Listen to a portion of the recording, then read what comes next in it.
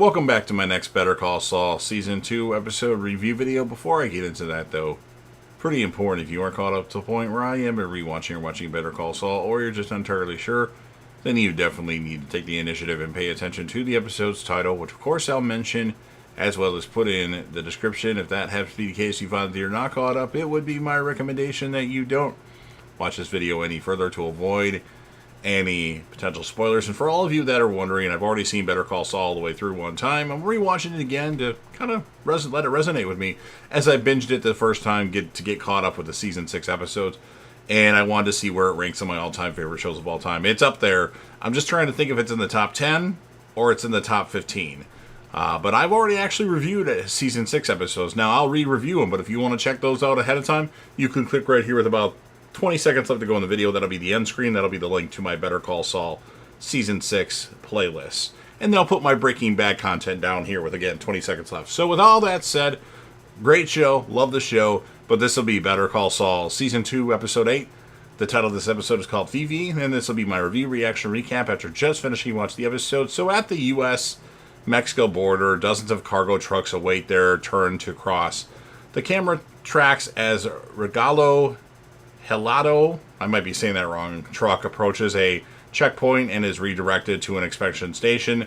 There, border control agents comb the truck in search of possible contraband while the driver looks on nonchalantly. After his cargo and documentation are approved, the driver is allowed to go on his way.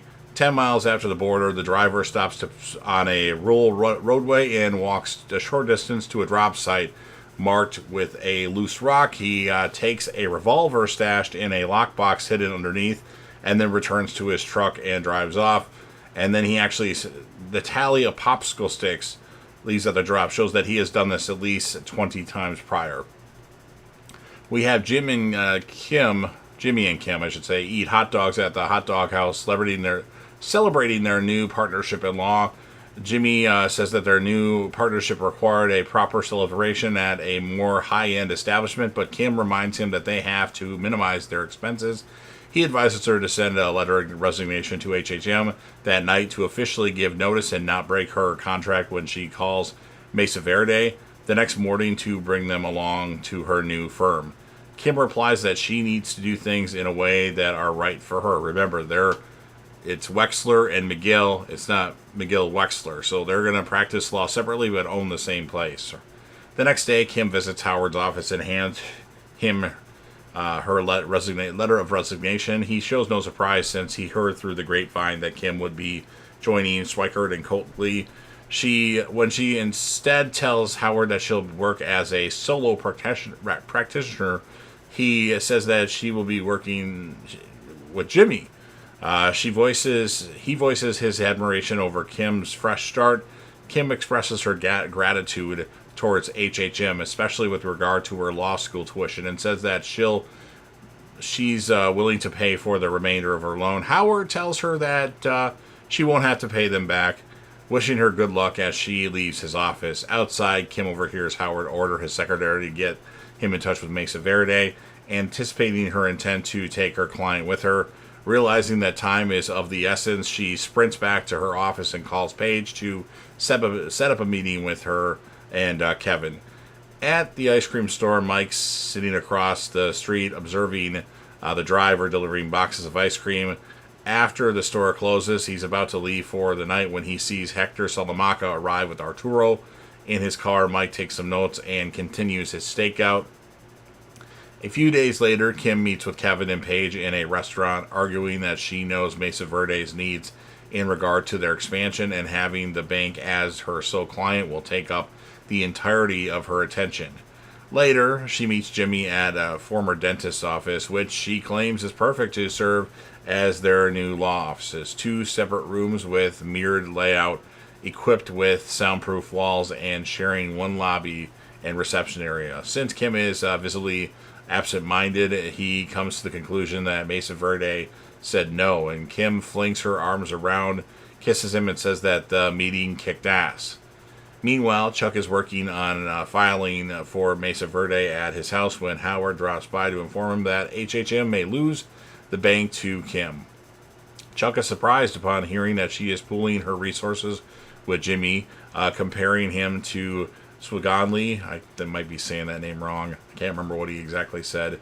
And Howard has managed to set up a meeting with Kevin that afternoon to try and keep Mesa Verde, but needs Chuck's help since compliance law is not Howard's strong suit. He asks for arguments and bullet points, but Chuck decides to attend the meeting himself, reassuring Howard that the lights will stay on and he will behave as normal. Chuck is going to go in there with electricity on? Ooh. Meeting with Kevin and Paige at HHH, Chuck initially tells them that Kim is indeed the right choice, an obvious choice to handle Mesa Verde. He himself reads FEC and ISO reports for entertainment, since the rules are always changing and the penalties for even the most honest of errors can be devastating. Slowly but surely, Chuck gets his point across. He is far more experienced than Kim, and no matter how talented one individual may be, the needs of Mesa Verde are too big to handle alone, and that their government contracts would save on money and legal issues. Kevin is persuaded to stay with HHM. As he leaves, Howard congratulates Chuck on his success. Chuck, however, collapses into Howard's arms. The prolonged exposure to electricity finally is taking his toll on him. Jimmy and his film crew, accompanied by a wheelchair-bound elderly man called Fudge, arrive at a military base and view the B-29 bomber named Fifi. They are accompanied by Captain Bauer, who is under the impression that Fudge is a war hero. In truth, he is merely a client Jimmy once defended for public masturbation. Bauer expresses his admiration for Fudge and asks several detailed questions about his service, not to let him get exposed. Jimmy asks Bauer to get some water for Fudge, which he happily obliges. While Bauer is away, Jimmy and his film crew begin filming another bit for Jimmy's commercial with Fudge standing in front of Fifi. As they are filming, Ernesto calls Jimmy for some help on how to treat Chuck's condition. They finish the scene and call just in time for Bauer to return with a group of soldiers who wish to take a photo with Fudge, and Jimmy agrees to it. After the shoot, Jimmy returns to the dentist's office to sign the lease. Kim is sitting on the curb, telling Jimmy that she lost Mesa Verde because of Chuck's interference. Jimmy assures Kim that they are a team and that there will be other Mesa Verdes. Meanwhile, Mike follows Hector Salamanca to an auto repair shop and observes the ice cream truck entering the garage. The garage doors are then rolled shut, but he waits after a few minutes and hears the distinctive repeated sound of an impact wrench. He realizes Hector is using the truck's tires for cross-border smuggling of drug and money shipments. Later that evening, Jimmy goes to Chuck's house to check up with Ernesto, who is worried that Chuck isn't getting any better. Jimmy reassures Ernesto and asks him to go home. Chuck lies on the couch, unresponsive and wrapped in space blankets. In his study, Jimmy finds that Mesa Verde files in Chuck's study, I should say, Jimmy finds the Mesa Verde files and takes out 13 documents, carefully marking their exact folder of origin. He drives to a copy shop and has the clerk get some supplies and begins to alter the address of Mesa Verde's new proposed branch, 1261 Rosella Drive, Scottsdale, Arizona. Making copies of every page, Jimmy cuts out and swaps out the last two numbers of the address, changing it to 1216 Rosella Drive. After hours of work, he returns the forged documents to the filing boxes at Chuck's house and falls asleep in the armchair. The next day, Chuck awakens and is surprised to find Jimmy sitting in his living room. On Jimmy's reproach about Chuck swiping Mesa Verdes from Kim, he states that HHM simply retained their client and that he is too tired to fight with Jimmy. He thanks him, though, for staying with him and calming that if things were reversed, he would do the same for Jimmy. During an afternoon play date, Mike and Kaylee tinker with a garden hose. Kaylee makes dots at irregular intervals, though, which Mike drills holes. While Mike teaches Kaylee to use the drill, Stacy comes to pick her daughter up. As they leave, Mike continues the project.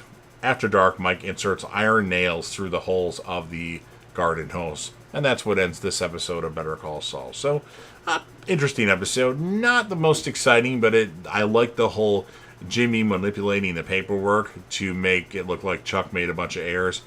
So I'm going to score the episode an 8.2 out of 10. And then, of course, I give a character or characters of the episode. We all know that Jimmy's mostly the best character in every episode. But if I had to pick secondary characters, I'm going to go with Chuck and I'm going to go with Kim in this episode. So you've heard everything that I have to say. Now it's your turn. If you're a fan of Better Call Saul, Breaking Bad, or El Camino, a Breaking Bad movie, and you want to help me out with the YouTube algorithm, please make sure that you Hulk smash the like button, share the video with a friend, put this video on any one of your social media platforms. Don't forget to sound off in the comment section about what your thoughts are on this episode of Better Call Saul. What would you rate it? And whom would be your characters of the episode besides Jimmy? And then last but certainly not least, you're watching the video anyway, so don't forget to hit that sub button, subscribe to the channel, join the team, share your damn support, and be a part of something special. And you never know what you're going to see on JDev TV.